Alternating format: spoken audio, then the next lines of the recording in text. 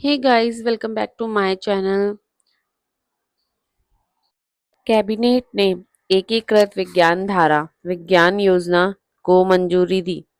Cabinet ने 2021 से 26 के लिए 10,569.84 करोड़ के बजट के साथ क्षमता निर्माण, अनुसंधान और नवाचार को बढ़ाने के लिए तीन मौजूदा योजनाओं को मिलाकर विज्ञान धारा योजना को मंजूरी दे दी है।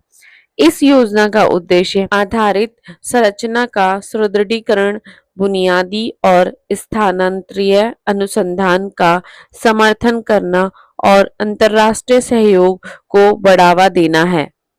यह राष्ट्रीय लक्ष्यों के साथ संरेखित होगा और विद्यालयों से लेकर उद्योगों तक का नवाचार का समर्थन करेगा। भारतीय सर्फिंग टीम ने पहली बार 2026 एशियाई खेलों के लिए क्वालिफाई किया। भारतीय सर्फिंग टीम ने पहली बार 2026 एशियाई खेलों में अपना स्थान सुरक्षित कर लिया है, जिसमें पुरुषों और महिलाओं के लिए एक एक कोटा है। 2024 एशियाई सर्फिंग में जमा रैंकिंग अंकों के माध्यम से यह योग्यता अर्जित की गई है। भारतीय सर्फिंग महासंघ के अध्यक्ष अरुण वासु ने इस उपलब्धि को हासिल करने में सर्फर्स, कोचों और महासंघ के समर्पण और प्रयास की प्रशंसा की। नासा के अंतरिक्ष यात्री मिशन का विस्तार करेंगे। 2025 में पृथ्वी पर लौटेंगे। विस्तारित मिशन अंतरिक्ष यात्री सुनीता विलियम्स और बैरी विल्मोर 8 महीने के बिताने के बाद फरवरी 2025 में पृथ्वी पर लौटेंगे। स्टार लाइनर मुद्दे विस्तारित प्रवास बोइंग के स्टार लाइनर के साथ समस्याओं के कारण है, जिसमें हीलियम लीक और दोषपूर्ण थ्रस्टर शामिल हैं। सुरक्षा उपाय बोइंग और नासा स्टार लाइनर का परीक्षण कर रहे हैं, जो चालक दल के बिना पृथ्वी पर वापस आएगा। पीएम मोदी ने 11 लाख नई लखपति दीदियों को प्रमाण पत्र देकर सशक्त बनाया। लखपति दीदियों को प्रमाण पत्र पीएम मोदी ने महाराष्ट्र में 11 लाख नई लखपति दीदियों को प्रमाण पत्र प्रदान किए, जिसमें उनकी वार्षिक आय रुपीस 1 लाख से अधिक बताई गई।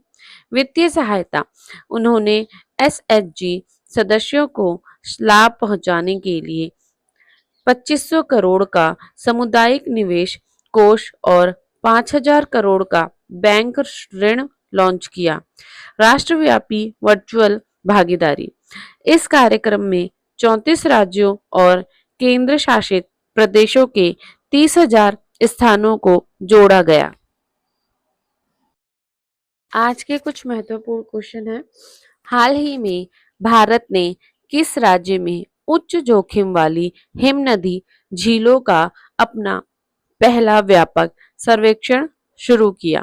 ए अरुणाचल प्रदेश, बी आसाम, सी उत्तराखंड, डी हिमाचल प्रदेश।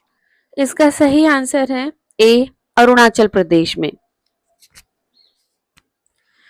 भारत ने तवांग और दिबांग घाटी अरुणाचल प्रदेश में उच्च जोखिम वाली हिमनदी झीलों का अपना पहला सर्वेक्षण शुरू किया। यह पहल पिछले अक्टूबर में सिक्किम की दक्षिण लोनक झील में हिमनद झील के फटने से आई बाढ़ के बाद की गई। इसका नेतृत्व राष्ट्रीय आपदा प्रबंधन प्राधिकरण एनडीएमए करता है। यह national glacier lake outburst flood GLOF mission का हिस्सा है। सर्वेक्षण का उद्देश्य प्रारंभिक चेतावनी प्रणालियों और अन्य निवारक उपायों के लिए जोखिम और व्यवहार्यता का आकलन करना है। यह प्रारंभिक चेतावनी प्रणाली और मौसम स्टेशन स्थापित करने के लिए झील की पहुंच, भौगोलिक निर्देशांक, सीमाएं, ऊंचाई और भूमि उपयोग पैटर्न का मूल्यांकन करेगा। पहले राष्ट्रीय अंतरिक्ष दिवस का विषय क्या है? ए अंतरिक्ष अन्वेषण का नया युग, बी भारत की सितारों तक की यात्रा, सी चंद्रमा को छूते हुए जीवन को छूना, भारत की अंतरिक्ष गाथा, या डी उपरोक्त में से कोई नहीं। इसका सही आंसर है सी चंद्रमा को छूते हुए जीवन को छूना, भारत की अंतरिक्ष गाथा। भारत ने 23 अगस्त 2024 को अपना पहला अंतर्राष्ट्रीय अंतरिक्ष दिवस मनाया। यह दिन चंद्रमा के दक्षिणी ध्रुवीय क्षेत्र पर चंद्रयान 3 के विक्रम लैंडर की सफल लैंडिंग का प्रतीक है। भारत इस अज्ञात क्षेत्र में उतरने वाला पहला देश है और चंद्र लैंडिंग हासिल करने वाला कुल मिलाकर चौथा देश है। उत्सव का विषय चंद्रमा को छूते हुए जीवन को छूना, भारत की अंतरिक्ष गाथा है। हाल ही में किस मंत्रालय ने भारत में सीप्लेन संचालन के लिए दिशा निर्देशित लॉन्च किए हैं? ए रक्षा मंत्रालय ने, बी नागरिक उड्डयन मंत्रालय ने, सी शहरी विकास मंत्रालय ने, या डी कृषि मंत्रालय ने। इसका सही आंसर है बी नागरिक उड्डयन मंत्रालय ने। केंद्रीय नागरिक उड्डयन मंत्री ने भारत में सीप्लेन संचालन के लिए नए दिशा निर्देशित लॉन्च किए। मंत्री ने यूडीएएन संस्करण 5.4 भी पेश किया, जिसमें रद्द किए गए मार्गों के लिए नई बोलियां आमंत्रित की गई। क्षेत्रीय कनेक्टिविटी योजना आरसीएस यूडीएएन को दूरदराज या असेवित क्षेत्रों में हवाई कनेक्टिविटी में सुधार के लिए 2016 में लॉन्च किया गया था। मुख्य प्रावधानों में सी प्लेन संचालन के लिए आरसीएस के तहत व्यवहार्यता गैप फंडिंग का विस्तार शामिल है। दिशा निर्देश गैर अनुसूचित ऑपरेटर परमिट एनएसओपी ढांचे को अपनाते हैं, जिसका उपयोग वर्तमान में हेलीकॉप्टरों के साथ साथ समुद्री विमानों के लिए भी किया जाता है। हाल ही में समाचारों में देखा गया डंबूर बांध किस राज्य में स्थित है? ए आसाम, बी उत्तराखंड, सी त्रिपुरा, या डी सिक्किम। इसका सही आंसर है सी त्रिपुरा में। विदेश मंत्रालय ने इस बात से इनकार किया कि पूर्वी बांग्लादेश में बाढ़ गोमती नदी पर त्रिपुरा में डंबूर बांध के खुलने के कारण आई थी। गोमती नदी भारत के त्रिपुरा की एक सीमा से शुरू होने वाली एक सीमा पार नदी है। यह नदी बांग्लादेश से होकर बहती है और दाऊद काउंडी के पास मेघना नदी प्रणाली में मिल जाती है। हाल ही में किस मंत्रालय द्वारा world audio visual and entertainment summit WAVES का आयोजन किया गया, जो हाल ही में खबरों में है? उपभोक्ता मामले मंत्रालय ने, सूचना प्रसारण मंत्रालय, सी नवीन और नवीनीकरणीय ऊर्जा मंत्रालय, या डी रक्षा मंत्रालय। इसका सही आंसर है बी सूचना प्रसारण मंत्रालय ने।